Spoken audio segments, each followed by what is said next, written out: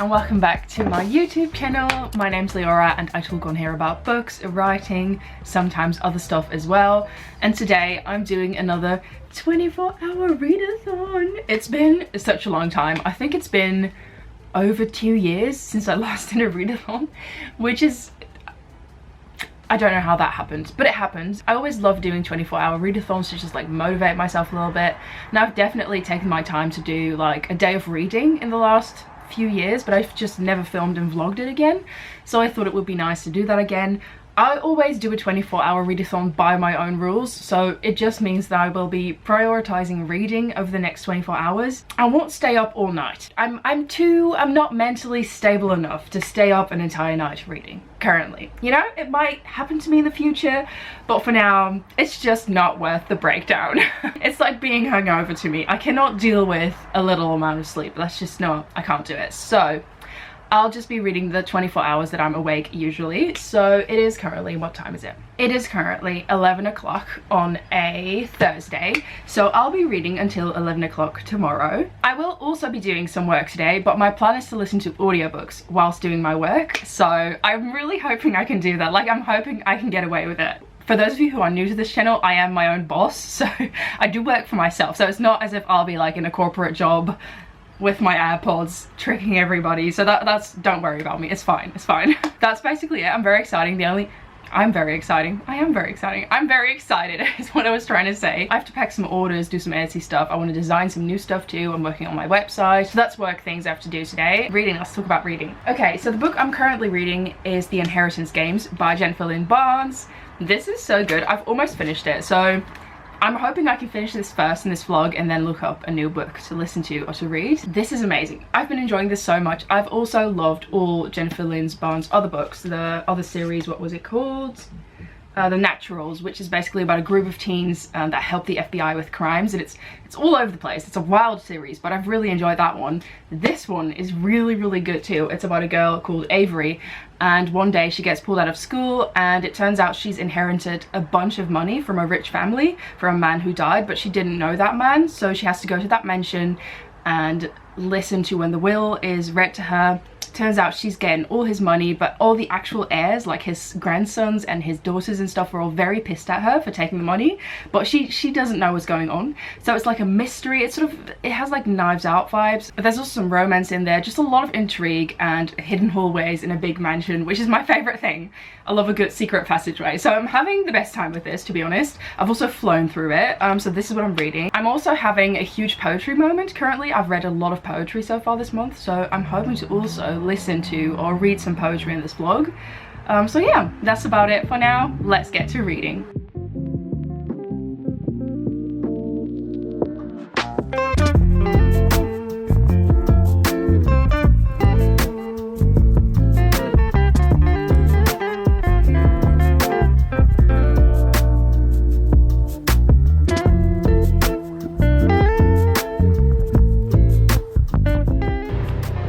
So I've just finished this book and there's also a helicopter flying over, I believe.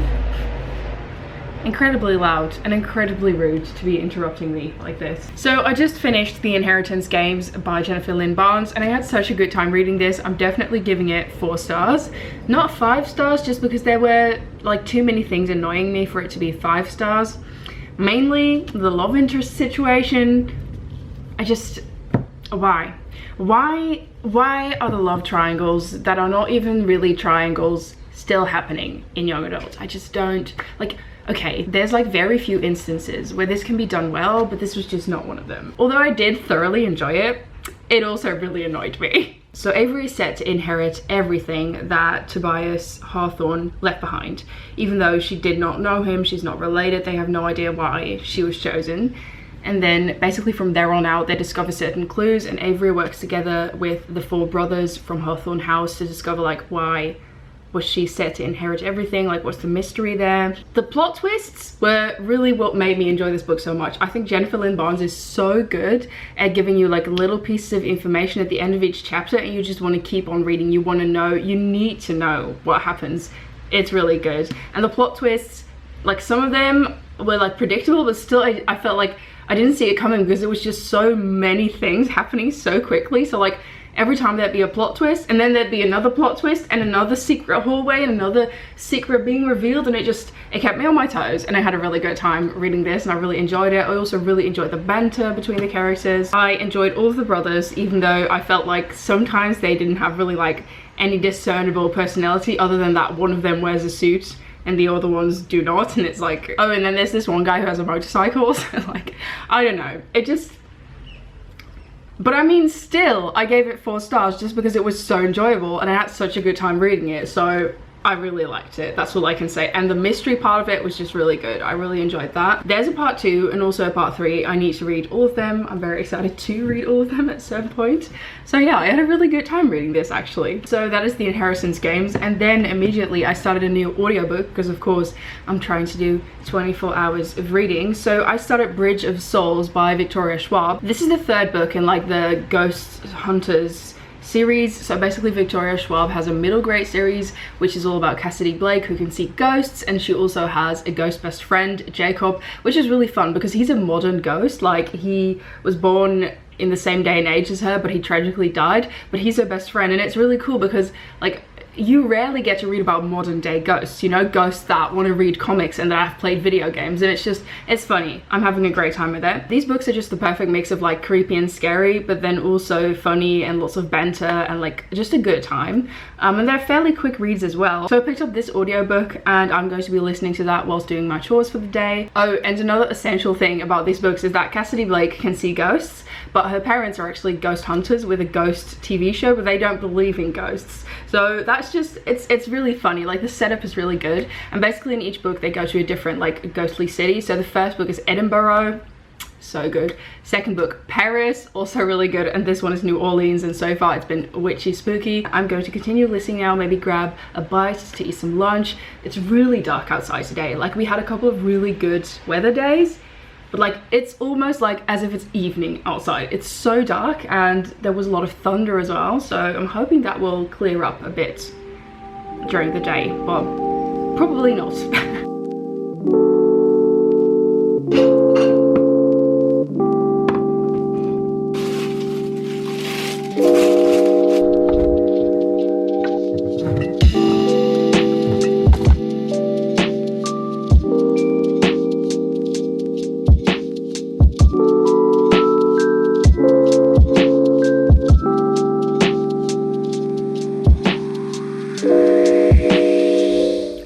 So I'm currently doing some work and listening to the audiobook, and it's just, I'm very happy to be in this world again, to be with these stories again. It's always a good thing when you get back to a story and you feel like excited, like sort of coming home, you know, like when you come back to a book series. Cassidy is such a funny character. I love her dynamic with Jacob, the ghost friend. And one of the things that I'm also really enjoying is the fact that her parents always put her in situations where there are a lot of ghosts because they are ghost hunters, but they don't know that they're actually putting their daughter in danger because they don't actually really believe in ghosts. And it's just so silly, but it's so funny. So I'm having a really good time.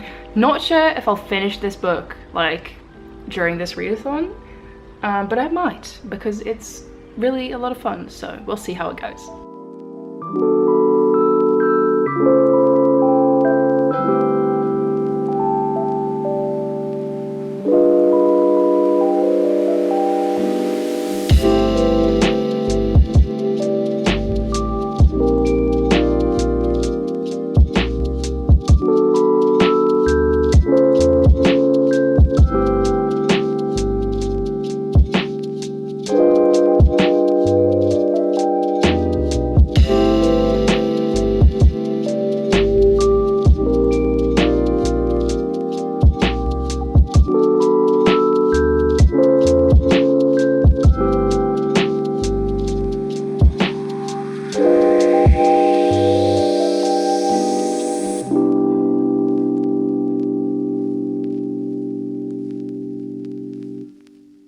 Hi guys, so I'm currently halfway through Bridge of Souls. I'm really enjoying it. I always forget how funny these books are. They're like really lighthearted in a good way.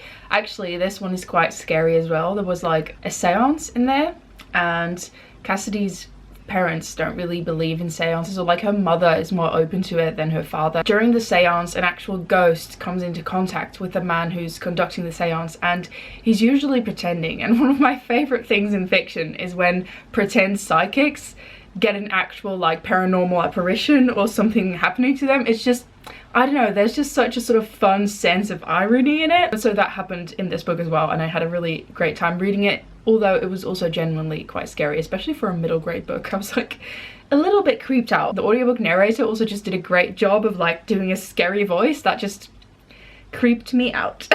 So I'm halfway through that, but then I decided to sit down and read some poetry because, like I said, I'm trying to read more poetry. And I've been really enjoying Billy Collins lately. I've read his book Whale Day, which I thought was really good. Really enjoyed this one. So today I wanted to read some more Billy Collins, but then before I did that, I was like, okay, let me try some new poetry as well. That might be fun. So I started this book Magnolia by Nina Minya Powells. I don't know, so far it's not really my thing, although there are some beautiful sentences in there and I'm definitely enjoying my time with it, but it's just some of the poems make absolutely no sense to me. And like before I used to think I was just not into poetry, but now that I've enjoyed other poetry, I know that that's not it. I don't know, I just feel like I don't have enough context. Some of them it's just like loose words and I'm very confused. What I do like is sort of the exploration of the Chinese language and culture that she does, and also of her being mixed race. That's very cool, and also she's great with like setting a mood and a vibe. So she would describe like a different scenario, or like a rainy city after a downpour, or like a beautiful morning, and like atmosphere wise really good. So I am enjoying it. So that was my little reading update. I'm going to make dinner now and I think listen some more to my audiobook, but so far this day of reading is going quite well, I would say myself.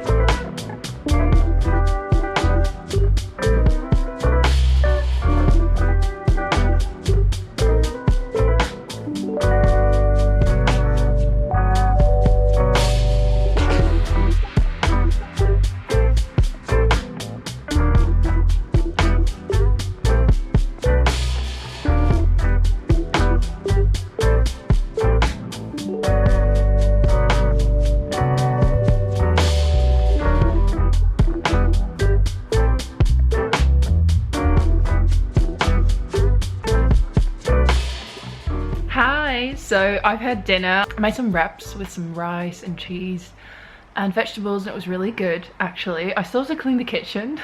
I've been procrastinating from cleaning the kitchen by reading This Book Is Gay by Juno Dawson, which is it's a great way to spend time if you don't want to clean the kitchen. This is a book that I started in 2019 I think, and I never finished it. I'm not entirely sure what happened there, but I decided to give it another go and I was actually really enjoying my time. So I've read this after dinner. It's a few hours later now. I've gotten through quite a good chunk of this book. It's really enjoyable, it's funny, it's sort of a non-fiction manual on all things gay basically. So it has lots of information about coming out, telling your parents, dealing with society, bullying, sex education. All sorts of stuff is being discussed in this book. It definitely feels a bit dated to me sometimes. I think this is from 2014, so like there's definitely some things that we view differently now already. I think this book is great if you want a very open and accessible read on being gay, being part of the LGBTQ community. I think also for children, straight or gay, this is very helpful. Well, not children, but more like teens that want to know more about love and life and relationships and potentially being gay. I feel like this is like everything that schools omit when they tell you about sex education and stuff like that. Up until now, there were a few like sort of quotes in here that made me go like, that's a weird thing to say. Like for example, there was this one bit where they said sex should always start with kissing, and I was like, I don't know. I mean, there's so many ways to have sex and it doesn't always start with kissing, right? Or am I just really weird? It's not on my plannings to discuss my sex life with you guys, but I thought that was such like a weird quote. Like why nothing should be anyway when it comes to sex. Like everybody does it in their own way as long as it's consensual and safe. Like I don't see the issue. So yeah, I think that's what I have to say on this book so far. I should really clean the kitchen. I just don't want to. Oh, and I also finished Magnolia. To be honest, it was not my favorite thing. There were so many poems that I just didn't get. And I also really didn't like the layout on several pages. Like, you'd have poetry in like different sections of the page and like sort of scrambled, and it made it really difficult to read. But it was definitely a very experimental and interesting poetry collection. Like, there were tons of different types of poetry being tried in this collection. And like I said before, it was very lyrical and very atmospheric, and I also really liked the incorporation of the Chinese language and her experiences with being in China and being partly Chinese, and I thought all of that was definitely very interesting and valuable. So if that does sound good to you, then I would highly recommend it. I also think if you like Ocean Vuong, you could also really like this. Ocean Vuong also writes things that are quite heart-wrenching, and I usually gravitate more towards heartwarming. That was my little reading update. I'm going to finally clean the kitchen, I guess. Yeah.